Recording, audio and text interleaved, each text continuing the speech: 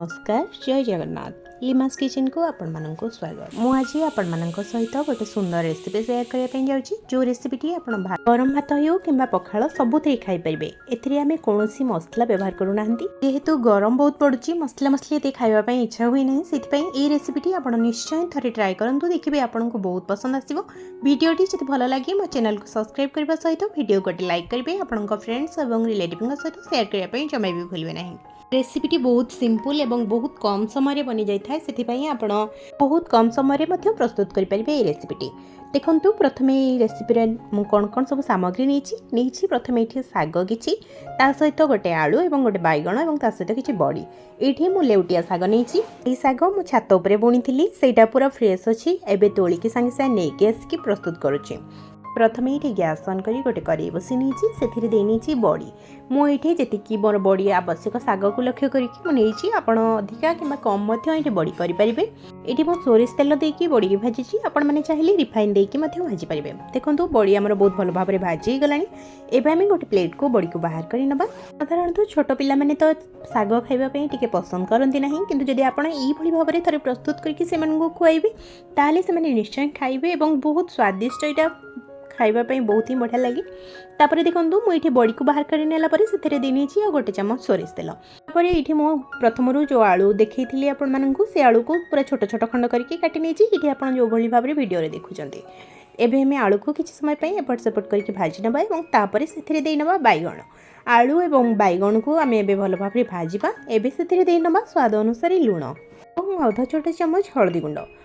गुंड लुण देलापर आम आलू और बैगण को भल भाव में भाजी नवा आलू और बैगण को भल भाव में भाजी नवा द्वारा शागर टेस्ट बहुत ही बढ़िया लगी था खाइबापी आलू बैगण शाग सहित मिसीगले तार टेस्टा बहुत ही बढ़ी जाए से आप आलू बैगण को भल भाव में भाजी ने ये देखो आलू बैगण को भाजबार आउ कि समय हो गला एवं आम से देना काटिक रखि शाग को मु शाग को प्रथम धोईकी भल भाव में छोट छोट खंड करके काटी नहीं शाग ये मुझे सब देनी आम शाग सहित आलू बैगण को भल भाव में मिसई नवा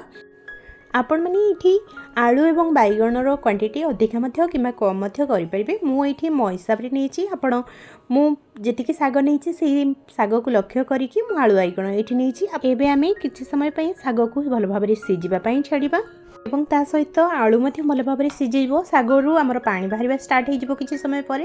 शागर बहुत पानी था ये शागर से आप जो धोचती भल भाव में धोईकी गोटे स्ट्रेनर रे रखी नियंतु जमी शागर एक्सट्रा पानी सब बाहरी जीव सेमती ना जब आप पानी सहित देदेवे यहाँ बहुत समय लगे सीझापी तापर आलू बैगण भी बहुत बेंचा बेंचा हो खाइबापी ये भल लगे ना से आप शाग को भल भाव में पानी निगाड़ी नेलापर आप शाग प्रस्तुत करूँ ये देखो मो शाग को भल भाव में गोले नहीं सकी किसी समय छाड़ी देखो तापर शाग के बढ़िया भाव में सीझी जा सहित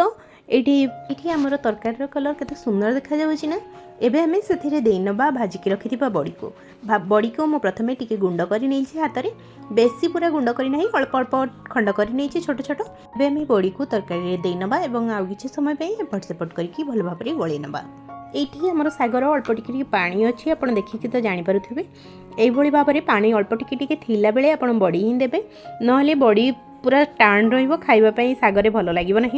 एवं आम जी अल्प अल्प टिके पानी थिला बेले देबा सेटा शाग सहित मिसीगले बहुत ही बढ़िया लगे खाइबापी बड़ी को देलापर आउ किसी समय एपट सेपट करके भल भाव में गोले नहीं आम ये शाग को बाहर कर नवा गोटे प्लेट को एवं नेक्स्ट प्रोसेस को जीवा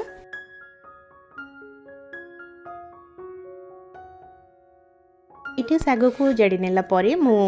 से करी को टिके धोई नहीं तापर से देनी सोरिष तेल 2 बड़ चमच तेल भल भाव में गरम हो गलापर आम से देना पंचफुटण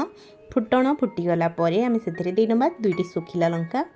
एवं सबको टिके भल भाव में भाजी नवा और तापर से देना पियाज कौन तो बहुत थर शागर ये रेसिपी प्रस्तुत करुवे किंतु थरे मो स्टाइल बनईकी देखूँ आपन को एत भल लगे खाइबापी आपड़ केवल भात सहित आउ किसी साइड आइटम आपन को दरकार पड़ोनी आपड़ केवल ये शाग तरकारी लगे खाईपारे किसी समय ये पियाज को भाजी नेलापर पियाजर कलर बहुत बढ़िया भाव में चेंज हो गला आम से देना रसुण मुझे गोटे बड़ गोला रसुण को भल भाव में छड़ेकी छेची नहीं आउ किसी समय पियाज सहित रसुण को भल भाव में भाजी नवा और तापर से आम सीझी रखि शाग को देना कहीं शागर ये तरकारी बनला बेले केवल रसुण छुंक देकी बनाती कि थे मो स्टाइल पियाज और रसुण को देकी देखूँ आपन को एते भल लगे रेसिपीर टेस्ट ही आपण बारंबार बनवाई इच्छा करेंगे। ये देखो पियाज और रसुण भल भाव में भाजी गला। मुझे देनी अध छोटा चामच लंका गुंड को भल भाव में रसुण और पियाज सहित मिसई नेला से देनी शाग को ये आम आ कि समय एपट सेपट करके भल भाव में पियाज रसुण सहित शाग और आलू बैगण सबको भल भाव में मिक्स करनबा एवं किछि समय गैस फ्लेम को लो करके 2-3 मिनिट आम कवर करनबा जमी तरकारी सहित पियाज और रसुण फ्लेवरटी मिसीज। ये आमर प्रस्तुत हो जाइए लेउटिया शाग आलू बड़ी बैगणर गोटे सुंदर रेसिपी। आपण मैंने भी घरे प्रस्तुत करंतु। वीडियोटी जदि भल लगे लाइक शेयर कमेंट करने जमा भी भूलिए ना। देखा पुणी गोटे नुआ वीडियो सहित रही। जय जगन्नाथ।